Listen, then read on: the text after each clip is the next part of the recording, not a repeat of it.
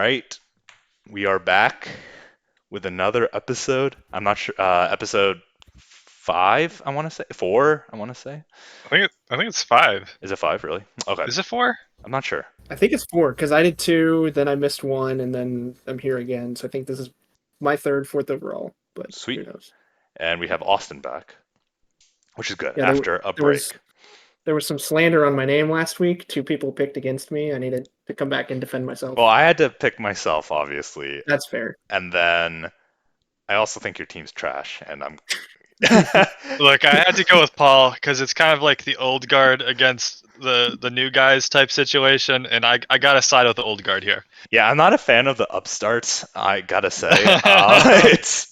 They've had too strong of a start. They're getting a little, their heads are getting a little inflated, I think. Yeah, and I mean, we competed for 2 years. Let's see if they can make it more than just one. Yeah, That's let's see if what they I can make think it past 4 weeks. I'm just out here doing TikTok dances around you guys. too. Oh no. I mean, really though. I mean, okay, so Swift really made a turnaround, didn't he? Yeah, You got to be feeling pretty good, right? that is real nice. Um, Unexpected? I don't know. Did you expect it? I mean, What do you mean? No, you did not. You're trying to trade him away to me all off season. that's yes, fair. I mean, if the cards fell in the right way, I could definitely see something like this happening. But it's just whether or not that would happen, and then it ended up happening, and he took the opportunity, and ran with it. So Yeah, I would I have didn't want never to necessarily expected make this at all. that gamble at the start of the season. Yeah, I but mean, now I'm happy. here's what I will say: you didn't trade him low and give him to me for like a random second. So I'm glad that you valued him more than a second rounder. Yeah, Part of a couple big trades in the past. Well, I'm not glad, but Well, I'm you're looking probably forward to glad. seeing Kyler come back because I wonder what this trade will end up looking like after these picks Yeah. are made. It could be very interesting. Um, all right, so obviously I lost by a lot. 1-3, not feeling great about that. I still think I'm definitely in the hunt, especially with the 6th seed being based on points for. I know my points for doesn't look so good right now, but it's mostly because this was a horrendous week for me. So I have a little catch up to do, but we'll see how it goes. Any other surprises, really? We're I doing mean, the Todd undefeated still, right? Todd undefeated, 326, nice Putting up showing. respectable scores too. Yeah, I mean, is Justin Fields going to be doing 29 points? Not sure. Nico Collins having a good game, but he's been having a really Dude, good the season, hasn't he? Texans look legit. I'm all in on this new Texans offense between Stroud, Collins, and Dell. I think Todd's got something here with that hookup that he's got. It really shows how quickly things can turn around. Like, I mean, did anyone expect? I would have probably put him in bottom You cut out there a little 3. bit. Oh, did I? I mean, it shows how things turn around really quickly if you make the right draft pick, right? I mean, one Yeah. draft Oh, yeah. pick was Stroud, and then that ended up snowballing some of his other Nico Collins. And if you look at the rest of the squad, I mean, Christian Watson's coming back too. I mean, it's gonna look stronger and stronger if Rice can be a solid. And so far it's been okay. So And okay. And Brees, they've said that they're taking him off of the snap count. He should start seeing more work. Uh, People have been kind of expecting Todd to fall out of the playoff picture like any week here, but he could definitely be someone surprising. yeah, once you're 4-0, it's gonna be tough for him to fall too far. And I mean, you have Kyle Hamilton kind of coming into his own, and Jordan Brooks, who I'm not even sure why he's on this team still, because I feel like, Kohansky should have traded him a while ago, right? But now it's perfect to have you do have that stud linebacker who's scoring a ton of points for you. Um, Jones and Wilson aren't slouches either. oh yeah, and I mean we'll see what Anderson will do with the rest of the season, but he's come on strong so far. And Hutchinson, I mean, what can you say? It's been a great pick. That pick by Sam in 1.11 last year was a great pick. And finally, Yep. like looking, I mean, not finally. Last year was the 9.5 sacks, but And I mean, what did we say? We looked at the playoff records in past years, and it's like 7-6 is not a guarantee playoff spot, but that like teams that are 7-6 have made the playoffs in the past. So if he squeaks out 3 more wins, like That Yeah, might be all he needs. and I'm wondering so week 1 he played me, week 2 Kyle. Okay, so and then we know that the first, I think, 4 weeks are going to be I replayed think Three, at the three end. first first three. First weeks. 3. So he gets So he Kyle plays again, Kyle again. and then he gets okay, so he gets Andrew. So Honestly, like yeah, kind of a soft schedule. Um, teams on the upwards trend. I think he's a playoff man. it sucks for me because I was really expecting him not to be in the playoffs, and I was expecting a much easier road to playoffs, right? Like now it's looking like the road to the playoffs is kind of tricky. The At road least, through the playoffs is you need Andrew to fall out, or you need to outscore my team. It looks like. I mean, I think you could come in, and then I could probably outscore Andrew going through, right? So like if you Although I would be taking Andrew right now, so you need to outscore me, Zach, Zach, Shane, one Shane, of these guys. It looks like, yeah, or you need Todd to fall out. yeah. So I'm rooting for Todd to fall off. We'll see. But I'm not as worried about my points scored as I maybe should be, just because of that week 1, which I I really agree. I just feel don't like think is a big fluke. I agree. Any other interesting storylines from this past week?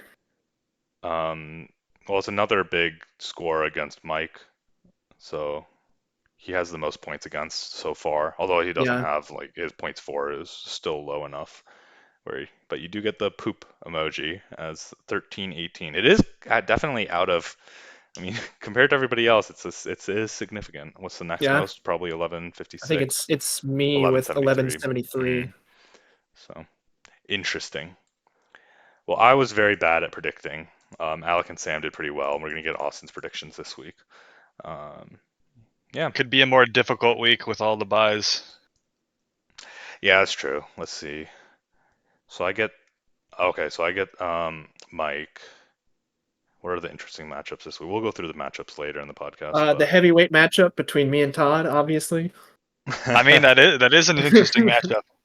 it's an If interesting matchup we if weren't Todd expecting. can remain undefeated, that'd be something.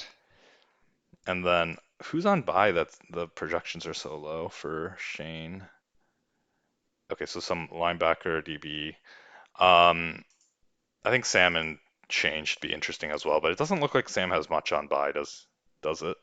I wonder if Bolton's coming back. I think the matchup between Andrew and I is pretty interesting. Like Yeah, That's that's true. Yeah. six definitely. and seven right now. If if Andrew can beat me this week, solidifies his push for a playoff spot a Yeah. lot more. And then the tank off obviously is fun.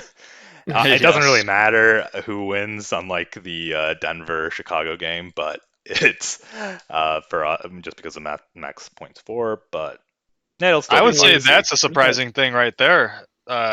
Jack Jack, out tanking Kyle right now. playoff team to in the running for number one. Yeah, I mean he did barely squeak in, didn't he? Yeah. Um, I'm looking. So he is 50 points lower max points than Kyle right now. it's wild. Burrow Well, is the helps with tank Burrow, commander, yeah. the That's unexpected tank true. commander. Burrow is, yeah. Wilson with. Oh, okay, so Wilson's still scoring a decent amount, isn't he? But he'd obviously be scoring more with Rodgers. He's not He scoring like people traded thought he would this away year. me. It's crazy that he can do this with Burrow and Cousins. And I mean, Yeah. Burrow's not scoring, but Cousins is. He had a weaker week this year, or this week, obviously. But That was kind of my story last year when it was like me and Andrew in the running for the number one pick. I was in the lead for the first 4 weeks because of some injuries, and then those guys came back, and I started putting up more points. And so if Jack's some of those guys start to get it together, I could see it not being as close. and I'm not sure if Petrie's going to end up starting to score more points like last year. I don't think so, just because of how the Texans have looked this year compared to last year. I mean, it's just not mop up duty like last year, right? 147 tackles. I don't know Yeah. what the linebacker situation is ahead of him this year. Like, was there an improvement in linebackers, Alec? Do you know? I mean, Well, they of Perryman, course they've got the new coach, right? new So coach. could be a new scheme. they're not utilizing him in the same spots that he was last year. But Who was starting te- at middle linebacker last year for them? Was it Christian Kirksey? As a yeah, Kirksey? I think Because he we. just retired. I was Oh, okay. Maybe Perryman's enough of an upgrade that he's not. But I you mean, he's also have been to injured as consider well. the Texans are having sustained drives now. Their defense isn't out there for 80% of the game like last year. That's playing a part. I think Petrie's still probably an elite DB, but he's not going to be scoring insane points like last year. Yeah, 16, 12, 13 You can't expect this really. But I mean, who knows? Just because he's been injured, so maybe he does go back to that sort of production. I have no idea. Baylor. I didn't know he went to Baylor. Oh yeah. Same with Terrell Bernard, the Mm. linebacker for the Bills now, who I didn't realize you had him on your roster first, Paul, and then you dropped him at some Oh yeah, point. way back when. Yeah, Yeah. I was surprised to see that too because I was looking at him the other day, and August 18th, 2022. Yeah, you picked him up quite. I wonder what happened.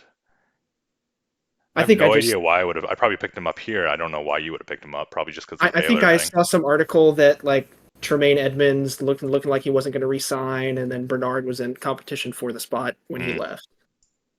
And And I those are had the Tremaine sorts of things Edmonds, you're so I able was to. following that storyline kind of. Sure. And those are the sort of things you can do when you have a few extra spots available when you're not have a Exactly. competing team. Some of the tips and tricks for the tankers. All right, so what we want to do, we kind of did the recap. We want to talk a little bit about The new defense. top scorer in the history of the league. Yeah, so 77 points for Khalil Mack on the bench, which is huge. I mean, I wasn't expecting to see something above Chandler Jones, but I guess the seasons do or games do happen. I don't know, more frequently than you'd expect. Let's see, because the Yeah, record's 7, I believe. NFL's, and Chandler Jones was a 5 sack game. and that was a 5 sack game, yeah. So 7. Okay, so there's only been 5 6 sack games. The most recent being in 2017, actually. Adrian Claiborne. Interesting. Wow, this guy, he's never gone above 10 sacks, but 6 sacks in one game. That's crazy. And Khalil Mack had the 5 sack game, of course, in 2015. I remember that. So if the discussion is that DLs or sacks are worth too many points and that DLs score too much, it's just not true. Like I'll bet you if we had a dynasty league back in 2017, Claiborne's on someone's bench. Max inconsistent, he's on someone's bench. It's so volatile when these spike weeks come. It's it's you can't predict it. Yeah, I guess there is Yep, some. I totally agree. And like, if you want to have defensive scoring where D linemen like put up points and contribute to the point total and all that, like a lot of it's a 1 sack game where they're getting like one or two other tackles. That's like 14, 15 points, which, just compared to an offensive player, that's a solid game. And a 2 sack game, like this past week, Thibodeau had 2 sacks and finished with 25 points. That's like an above average game for a D lineman. And I would put it on pace with like a 2 touchdown game for a receiver. And I think if you lower the sack scoring, then it just like D linemen become a non-factor in the total points because their average week is just not going to really contribute to the point total in a meaningful way. Yeah, I agree. Not There are. not only that, but they deserve those points when they're being game wreckers. Getting 2 sacks in a game and scoring 24 25 points, you're kind of like morphing the offensive possessions for the other team by getting those 2 sacks. You've made a huge impact. You should be rewarded for that. Yeah, I think like you can see it in NFL salaries too. Like defensive ends get paid commensurate to those. You're getting paid like maybe not wide receiver money, but you're getting right up there, right? And you're getting paid. I mean, running backs are one of the most important positions in the league, but they're not valued at the NFL level so much, right? I think the goal on the defensive end was to value the appropriate positions correctly. Um, and typically, IDP leagues and IDP traditionally is dominated by tackles and linebackers that get tackles. And having the sack scoring being what it is allows for defensive ends to actually be valued higher than the guy who gets 180 tackles, who's valuable but clearly isn't as valuable as the disruptor, um, like a Bosa. Like I think, Alec, would you say the top end defensive ends would in our league? Would you agree that you value those guys at a higher than top end linebackers? I think the top ends are actually very closely valued, but the fringe, like if you're gonna say tier one is 12 DLs and tier one is 12 linebackers, give me like the eighth DL over the eighth linebacker. I mean, wouldn't you say that? Wait, you take the eighth DL over the eighth line? Oh, okay. So because the thing is, the eighth linebacker in scoring is going to be very similar to the first linebacker in scoring compared to like the eighth DL in scoring compared to the first DL, right? It's like there's more of Yeah, a fall off, and so like the replacement value is going to be, um, or the value over replacement for a D end, like a high end D end, is going to be much higher than for a linebacker. Like it's a lot easier to replace 15 to 20 points of a linebacker on the even the waiver wire or via a yeah. trade. Replacement value is a whole. It's like the backbone of the argument, really, Yeah, so and I mean, not I easy to find guys that are getting 10 sack plus seasons. I just think that our league does value the DNs higher than the linebackers. Maybe you value it a little differently. I don't know what Austin you think about it. I agree. To me, the top end rushers are more valuable than a top end linebacker because yeah, everything we just said. I agree. It's just because you can replace them. However, I will say that this argument becomes. I think we kind of agree on the fact that defensive ends should be scoring a large amount. But there is an argument for toning down sacks and upping, like to get more consistency and not have as much spike weeks. It would come by reducing sacks and increasing stuff like QB pressure, QB hits. I think QB hits is what you would probably use. Yeah, I think so. I just don't, I'm not sure. I guess that's a different argument that's a little bit maybe more interesting, But like the smoothing way out. sleeper, yeah, the way they stack the scoring, if you get a sack, it also counts as a QB hit. So Yeah, so you'd have to tone down it. sacks significantly and increase QB hits. But I'm Well, saying, and I guess yeah, if you would, we've already said yeah, though that we think DNs are valued more on the high end than linebackers, but in many cases, the top scoring DNs are actually scoring fewer total fantasy points than the linebackers.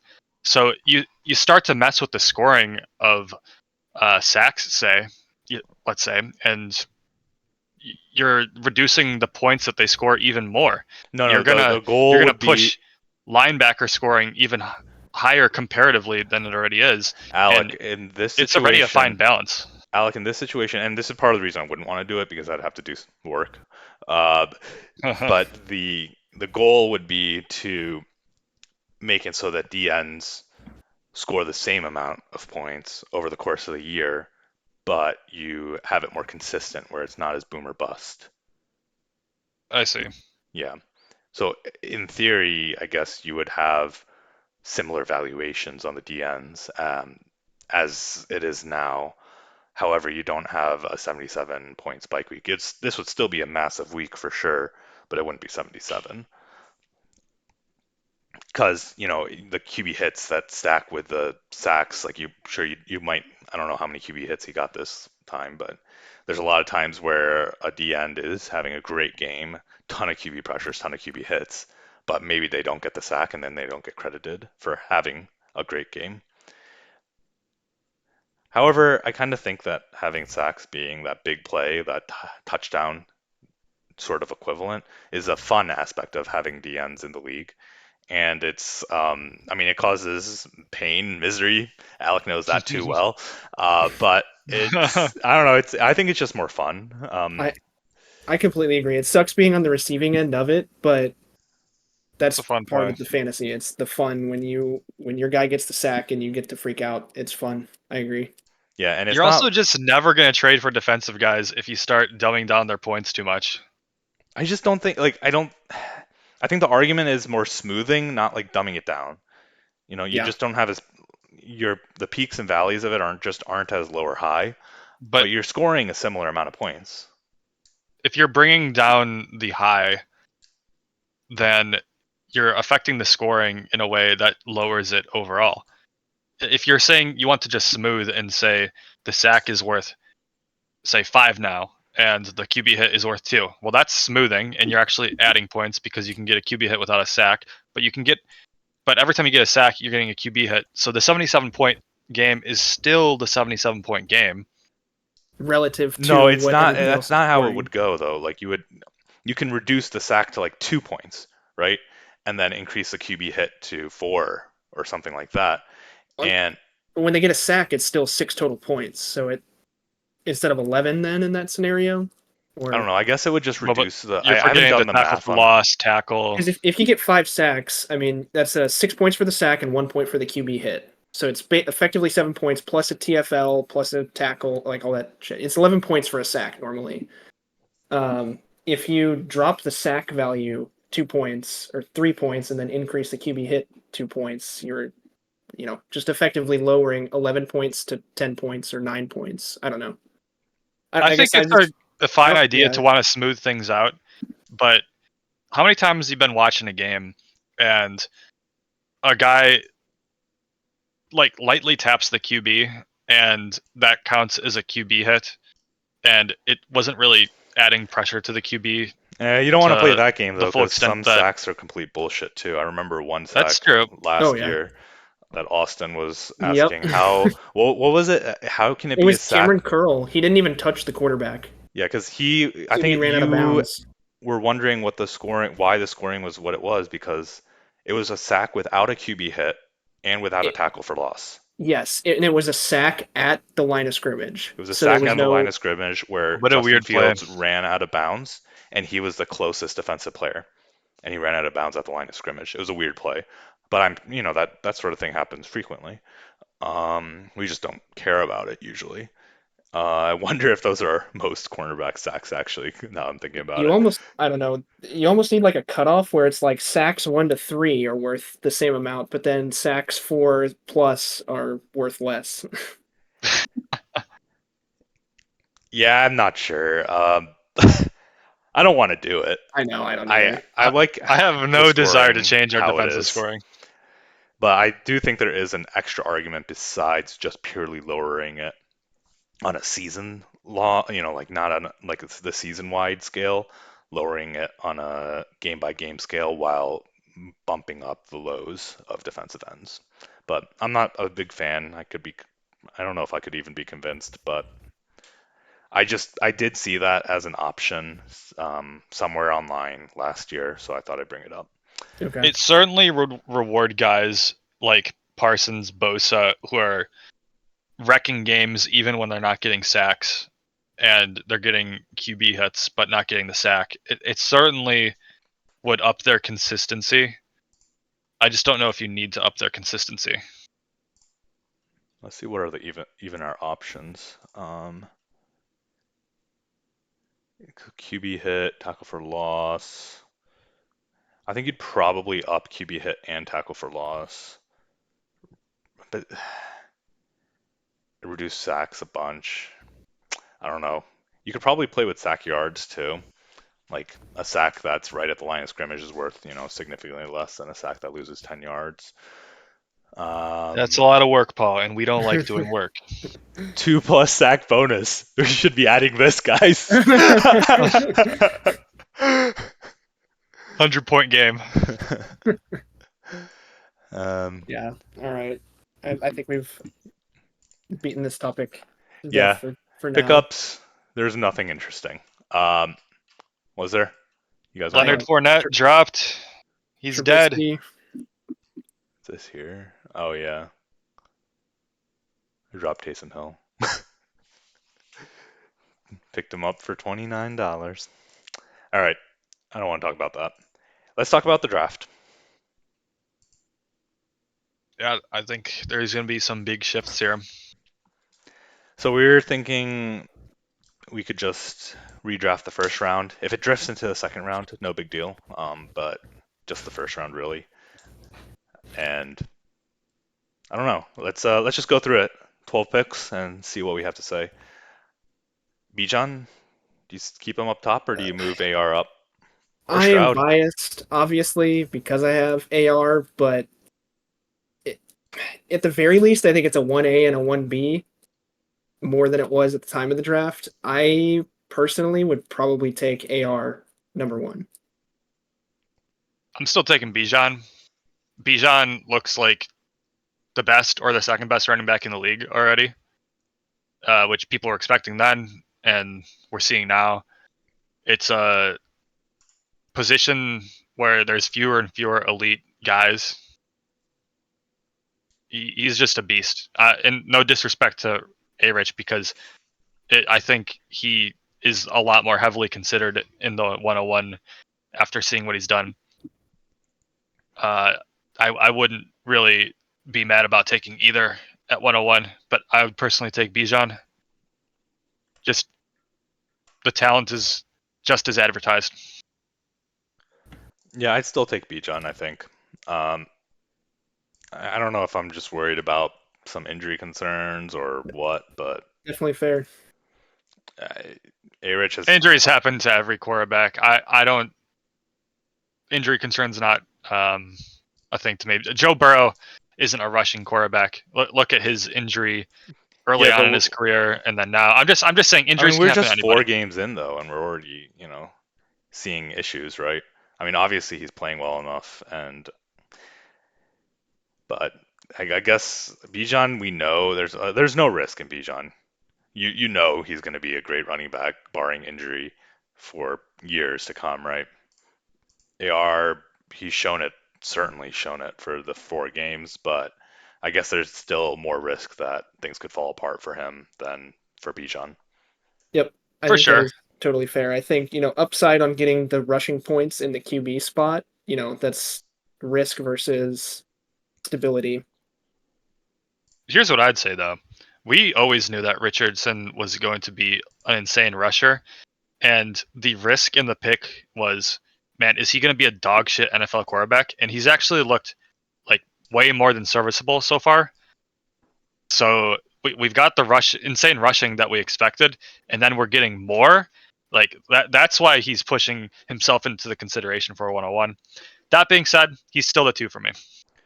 It's crazy because almost any other draft, AR would be automatic 101 if we were talking about it with being able to see this with hindsight, 4 weeks in. The fact that Bijan can still push for that 101 right now is pretty wild, and it's a testament to his talent. He just looks amazing, doesn't he? Oh yeah. He's a beast. All Very right, Sanders-esque. Stroud moves up to 3. Yep. I'm taking Stroud at 3, baby. Oh yeah. Kind of Yeah, I think crazy. I think a more conservative drafter would even put him in the 101 conversation. yeah. There's the people who are saying, "Oh, I played Dynasty for a dynasty. I want Stroud as my QB for the next 15 years," and I don't think. Yep. Yeah, Yeah, okay. exactly. That person is exactly what I'm talking Yep. about.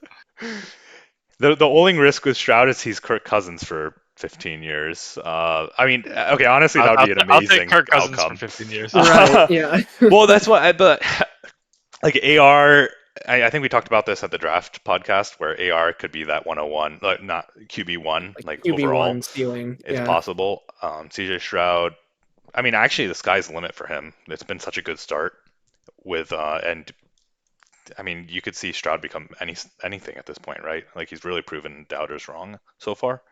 No interceptions yet. 2 touchdowns, making the Texans every game for the last 3 games, making the Texans look like a viable, like a really good team all of a sudden. I mean, some of that comes down to coaching staff. They're actually winning games. It's shocking. What's He that has like? more career 300-yard passing games than Fields. Oh man, the pain of being a two Bears to fan. one after this week. At least what's To me, he looks like a young Burrow. That's my take. Chicago. We'd fuck these up anyways, so we'll see what happens. You know, the league won't be laughing when we get Caleb next year. They're gonna be wondering how we're gonna fuck them up in new and interesting You know that's gonna be ways. talked about. So, All right, 104. We taking Bryce. I'm I'm taking still taking Bryce. Bryce. Yeah, I'm I still am taking too. There's Bryce. nothing wrong with Bryce. It's Yeah. just he hasn't shown the same things these other three have shown. It's rare for a rookie to come in and just. I don't know. I think in general, people have been a little spoiled with, Jefferson, Chase, Burrow, those guys coming in and just putting up insane points off the bat. I feel like Bryce is going to have more of your typical rookie trajectory. Maybe that's just how the league is heading, though. It seems like there's a lot more NFL-ready players than ever before. Not to say that you can't develop. I mean, Well, yeah, I think a lot you of look it. at Love sitting for 3 years and then he's come out the gate. So there's, I think, something to be said for having that time to develop. I think a lot of it comes down to NFL, like the difference between college and NFL schemes nowadays is much lower. NFL is willing to do a lot of things um, college offenses were doing, right? And so nowadays it's just you don't have to make that transition to the pro style hands under the butt sort of offenses that you used to, right? And that's also why the dual threat QBs have actually been valued appropriately going for the last, 10 years, 15 years. It's been like that slow transition. And I guess that's also why, like, a guy like Alec, who did you like so much? I already forgot his name, the 49ers quarterback. Oh my god. Trey Lance, right? Sorry, I forgot his name. Yeah, I think we can all forget his name at this point. So He'll get his shot. I think 2026 is his year. okay. So Bryce, I think we keep at 4. No arguments there. Number 5 is probably the interesting spot. Yeah. Gibbs or someone else? My take is still Gibbs. I think, like we were just saying, we've been spoiled by so many NFL-ready people that any sort of development time, we're just like But very against it. is it development time or is it the Lions organization? Because they're still giving Montgomery 30 carries a game, and this exact situation played out with Swift. So if you take a running back 12 overall, to me, you got to be confident that they're NFL ready. And if they are, and they're just not using him, is that the player, the organization, or what? I don't know. I'm nervous just with how the Swift situation played out, that this is just a running it back. There's certainly an argument to be had there because of how little they utilize Swift, and then you see Swift doing so well with the Eagles. However, I think if you draft someone at 12 and you're using them as little as the Lions are using Gibbs right now, then you made the wrong pick. And additionally, backing up that he's not necessarily completely ready, I was watching Eckler's stream a few days ago, and he kind of agrees with the Lions' usage of Gibbs because he's not hitting gaps the way the Lions want him to hit so far. He's not hitting protection schemes the way, at least from Eckler's point of view, he expects him to. So Eckler was kind of saying that he still has a bit of learning to do. So that could at least maybe explain a little bit why he's not getting as many snaps early on in the season. Maybe a spicy take. Is it? I think he put out a thing saying how to pronounce his name correctly, but Devin A-Chain. I mean, Achan. Is same A-Chain size, same is A-Chain correct? What do you Achan. I don't know. A-Chan. A-Chan? It's I mean, Achan, yeah. They same. changed. Yeah, same concerns about his size and utilization, and he's proven everyone wrong. And Is it the same concerns? A-Chain's even smaller than Gibbs. they're the same height. He's 10 pounds less. Like I don't know, a little bit smaller, but It's not that he much can of a probably difference, you know. maybe put on some more weight. And And I Achan just was, I don't know what weight he's at now, but he said that he Yeah, was intentionally he was at staying. like sprinter weight, Yeah, right? because he was sprinting in college as well. So he's able to gain some extra weight as a result. I mean, he still looks small, doesn't he, on the field? like I don't I just the whole Swift situation and the player not being viable for like 2 to 3 years until the Lions get comfortable with him makes me so nervous that a player that's in a situation now has proven he can put up points and is like increasing his utilization in the Dolphins offense is a lot more exciting to me. So are you saying Achan at 5? I don't know, maybe. Hmm. So I mean, I put I've Achan got too pretty. many red flags personally. Paul, you can talk about him a little bit. He's your player. Um, Look, I just think if a guy comes out and scores 50, 20 points, getting utilized quite well, it's in an awesome scheme. And we're not even talking about, like, I mean, I wasn't expecting him to come out like this year. Like, you draft these guys who are picked in the second, third, fourth round, like, you're not really expecting them to be producing year one. And the guy's basically Monster, right? Like, he's very similar. Um, So when Monster's gone in the future, HN's going to be getting even more of those snaps.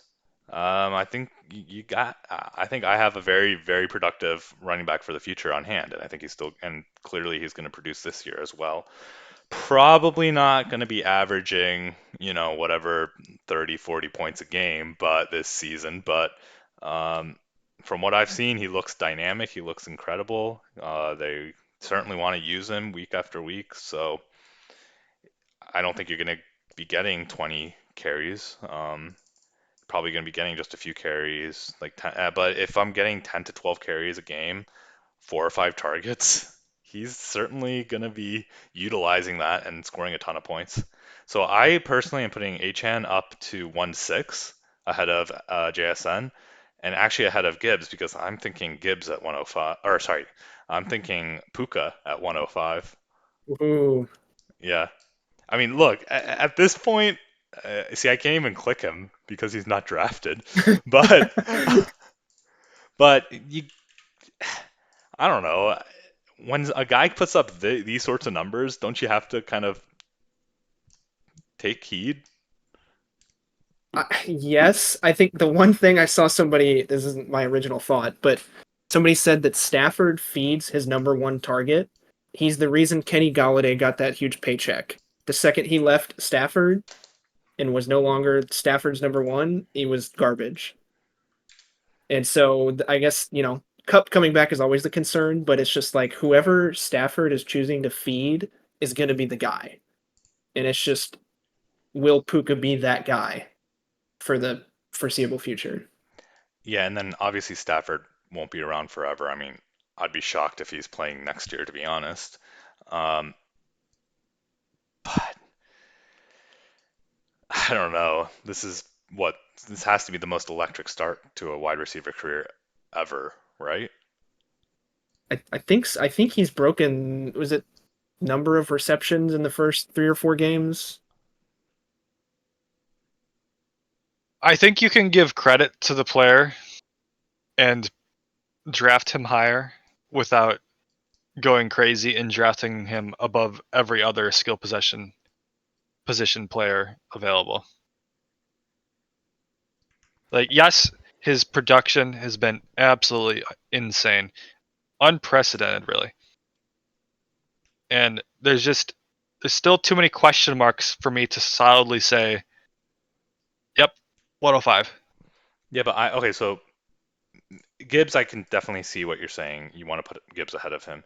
JSN though, at this point, I mean, are you going to be putting JSN still up ahead of Puka? Because at this I point, I am. would say there's more question marks on JSN because Puka's shown he can do it at the NFL level. JSN's, he's getting some targets and he's not doing a ton with them, right? I think wide receivers are a tricky position to gauge in their first year. Some guys are going to have very productive first years. Some guys are going to do nothing their first years and blossom in their second or third years. It's a position that sometimes requires a little bit of development. Why when looking at something like our dynasty, I remember the threshold you want to hit is 550 yards in a 17-week season prior, and maybe it's like 620 yards or something now. That's the threshold that people want to see for if you're going to be a wide receiver in this league. So I would say if Njigma is not on pace for that threshold, which has in whatever model that post was, is the number that you need to hit. If he's not on that pace, I'd say there's room for concern. However, yeah, I mean, I don't know. Is he on pace for No. 600 He has yards? 62 yards on the year. So no. So But there is a little concern for sure then. yeah, I think yes, there's question marks around Puka. But to me, there's as many question marks around JSN at this point after 4 weeks. Like, I totally would love to have JSN still. I don't, he's probably going to pick it up towards the end of the year. But yeah, I would take Puka just because the production he's shown he can do it. He can show he can do it at the wide receiver one overall level. That's, I don't know. That's a lot to me. This might be something that we can look back on and laugh, but I would take Puka here. Listen, I'll eat all my crow if if he keeps producing when Cup comes back, whenever Cup comes back. See, even if Cup comes back, I'm not even that concerned if he's not producing. He needs to be producing to some level for sure. But I mean, Yeah, Cup won't be around either, and it's Dynasty. I'm happy to Yeah. have Puka, knowing that if he is the wide receiver one, he's going to be producing to these. If he can produce to these levels as a wide receiver one, he can happily take the backseat to Cup for a year or two. No big deal. So, okay, so I'm picking Puka at 5. Alec, you're staying with Gibbs. staying with Gibbs. Austin, final word. Man, you guys had more time to think about it than I did. My gut is Puka. Puka. All right, I'm Yeah, ready. interesting question. How long did it take for us to accept Amon-Ra St. Brown as a reliable NFL wide receiver? Year 2. It took a A whole while. year? I mean, Yeah. I don't think people really believed in him until he was producing year 2. Yeah, Yep, I agree. Okay, number 6. I'm still taking JSN. So you're taking J. Oh, no, no, no. You'd be. Oh, so you're Gibbs and then JSN. So you're Yeah. believing in JSN at the 6th position. At this point, I'm dropping JSN. Um, Yeah. I think I ended up dropping JSN all the way down to 9. I'm going with HN here, actually, ahead of Gibbs. And that's probably a homer pick because Uh, Gibbs, it's not like Gibbs hasn't done anything. And if you watch him play, like he does look good at times. Like he does look very electric, at least for some of the plays I've seen him play. So I would take Gibbs right after that. But I don't know, man. I guess I'm just valuing production too highly. But 6 touchdowns. He was able to show it for one game after the huge blow up game, and that was against the Texans. So, to be fair, um, I'm I happy to think take him. I think I'm with you. I also Pretty much think everything we like talked about. it looks ridiculous going from 2.8 to 1.6, but I think Achan really fell pretty heavily in our draft. I think he should have been drafted much higher. I clearly made that mistake here because I should have drafted him ahead of Kendre. But I think we were all scared off by his size at this point. That's why I don't think I drafted him at 2.5. I was like, I don't know about the size issue, and a lot of people were concerned about that. I mean, I'm still concerned about it. I mean, We ever seen an NFL running back his size have a sustained elite career? Like, give me some examples, and then I can say, yeah, he should be drafted as high as you guys are saying he should be drafted. I mean, It's same arguments made about Bryce Young, and we're still taking him at 3. No QBs at uh, his. And absolutely. and the NFL is a lot different than Definitely it some question was marks there. in the past. So I wonder. I mean, Bryce Young, maybe he does immediately die due to injury in the NFL 20 years ago, but we're talking about a modern NFL where QB, it's a little different for running back and QB because QBs are protected to a level that running backs aren't, but it's also like different schemes that Achan's in that let him blossom and maybe doesn't have to. And in the running back by committee world that we're in, it's a guy who could be electric for 15 touches a game Yeah, I can be mean, if he's getting extremely 15 valuable. touches a game, he looks explosive with the ball. He's in the perfect offense for his style of play. I think A-Chain, he's legit. I'm not ready to put him above some of the guys that have traits that have been replicated through other players Yeah, so the far. thing for Gibbs is, like Austin was saying earlier, I mean, I just don't care that much about 5'9", 200 versus 5'9", 188, but I'm guessing he came up a little bit into like the low 190s. I'm not sure if Gibbs would hold up even so much better, you know? So uh, Definitely a question mark. outliers happen. Definitely an outlier, but Gibbs was taken 12th overall, and A-Chain was taken in the late third round. So why are so many NFL teams looking And, at them differently? NFL teams get it wrong all the time. I'm just saying, why did so many teams value them so differently? well, people clowned on the Lions for They taking Gibbs did. that high.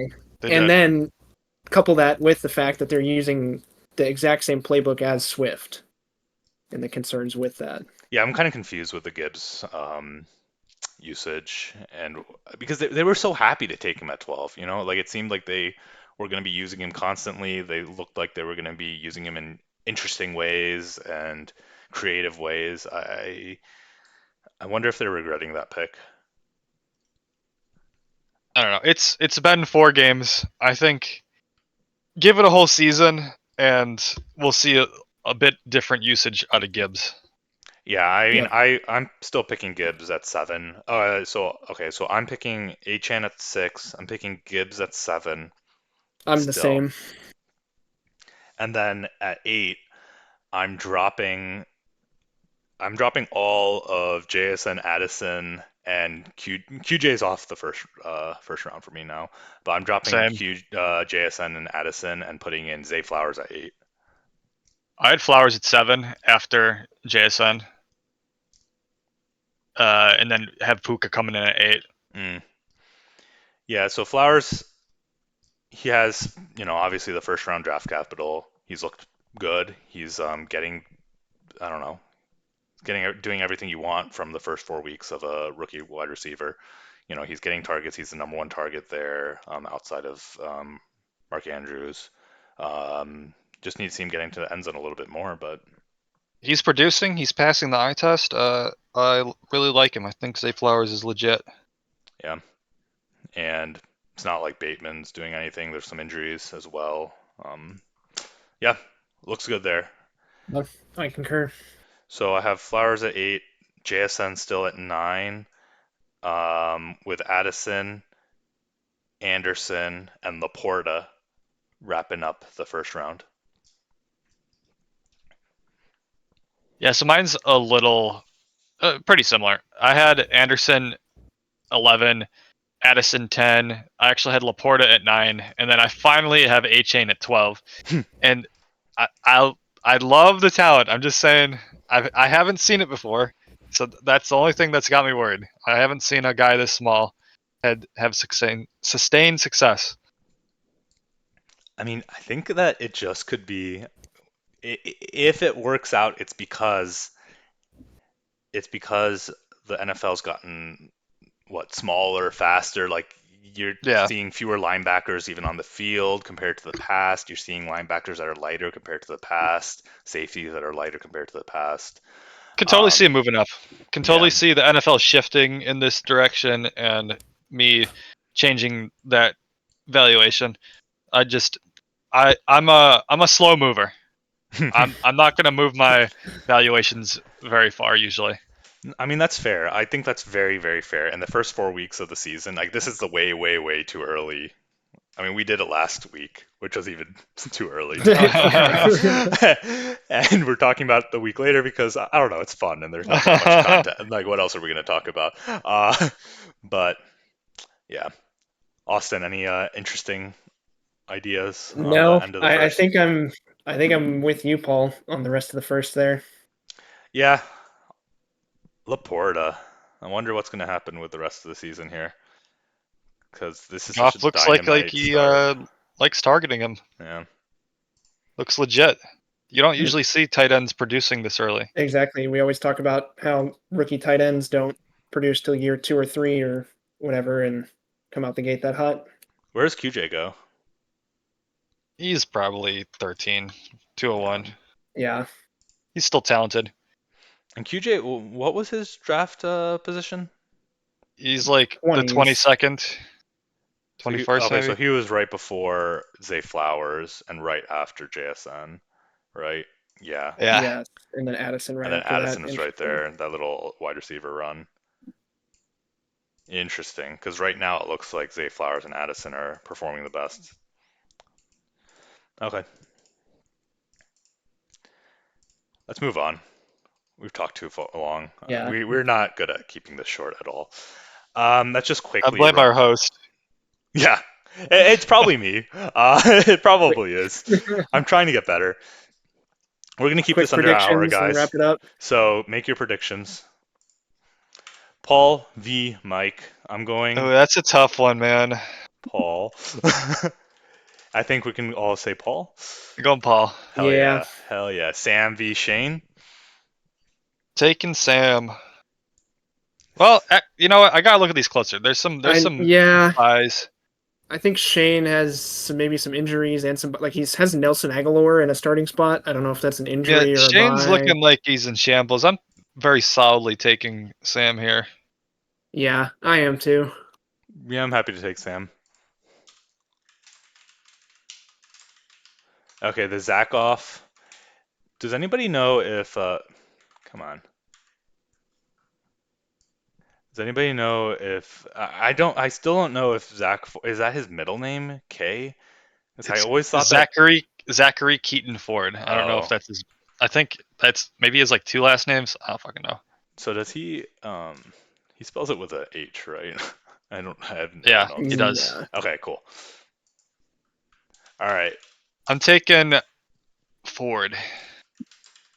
Yeah, I'll take same. Ford. I think Austin will as well. These okay, so here's an Adcock's interesting. literally trying to tank, so He is, but I feel like he could tank a little better, to be honest, but it's for another day. All right. Austin v. Todd. Does Todd finally I'm lose? taking Todd. I'm just kidding. I'm gonna take Todd. oh man, I want to take Todd. I want to do it. I'm taking Todd. He's 4-0. He's got the momentum. Let's see if there's any sort of bye week I mean, can you shenanigans. bet against Justin Fields? Justin Fields, Yes, Thursday yes, I Night can. Football. Is Garoppolo playing? I don't know. What other? Wait, is Watson on bye? He's on bye, Okay, and then Bobby Wagner's on bye, I'm taking. and then Rashad White, Chris Godwin. I'm all in on the Todd. All right, You know what? Give me Todd. Todd. Sorry, Austin. That's 2 weeks in a row I've been disrespected. I'm gonna keep rooting against you, Austin. Austin. All right, Andrew Oh boy, v. I know one of you Alec. fucks is gonna say Andrew here. I'm going with Alec because I want him to get into the top 5, so I don't have to compete against him on points. That's not I'm taking how this should work, but whatever. number one. It's me. Number 1, Austin. I'm going Andrew. That's called backlash right there. Nah, Max Crosby's gonna put you in the dirt. Although I'm And betting Puka, against Puka baby. here, so Yeah. I'm not sure about that. If anyone's gonna put me in the dirt, it's TJ Watt. Also, projecting Puka at 10 points is kind of insulting at this point, right? Yes. They're Uh, slow to adjust, just like Alec. yeah, Okay. Alec, I don't know if you want to be compared to sleeper projections. Jack v. Kyle, the Oh, the this is the real real. matchup of the week. Yeah, this is the matchup I'm of the week. taking Jack.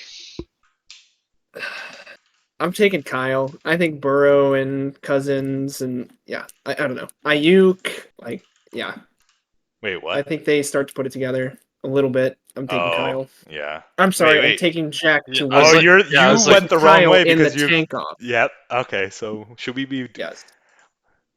really? We should be like, who's gonna lose the matchup? But I'm not gonna do that because that's confusing. So I'm Um, I'm I'm going Jack. I think you still have Kyle there. I don't know how Jack has made it this far in the tank off. This team's clearly more talented than Kyle's. Paul, I want the record corrected. what? I'm taking Jack. Oh, Jack, Jack, Jack. All right. What did Sam say? Let's see. Does anybody have his message? Uh, Oh, I have it. He says he votes for himself. So another Sam. He votes for me, Austin, Ford, Oh, he's voting for Kyle. and Kyle. All right. Well, Sam's doing well so far, so we'll see what happens. And if Kyle joined the podcast, he could have been one of the predictions. All right. Anything Maybe he could else? have swayed some votes. I no. have no idea why this went for 55 minutes. That's just criminal. Oh well. All right, I'm ending this.